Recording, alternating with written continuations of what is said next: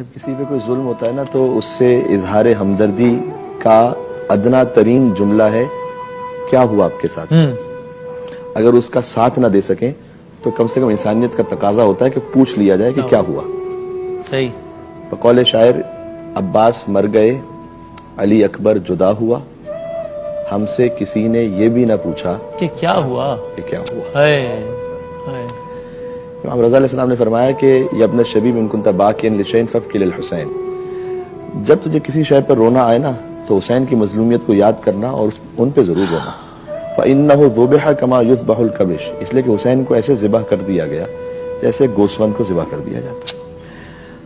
اب یہاں پر علماء کرام نے اسے سمجھنے کی کوشش کی. جب گوسفند کو ذبح کرتے ہیں تو اسے تو پہلے پانی پلاتے ہیں, تو حسین کو تو پانی نہیں پلایا گیا. ایک جانور کو ذبح کرتے ہیں تو حکم شریعت ہے, آداب میں سے کہ اسے دوسرے جانور کے سامنے ذبح نہ کرو. تو حسین کو تو سکینہ اور زینب کے سامنے ذبح کیا گیا. ایک حکم شریعت ہے کہ جب جانور کو ذبح کرو تو خنجر تیز کر لو, اس کی تکلیف کم سے کم ہو. حسین کو تو کن خنجر سے ذبح کیا گیا.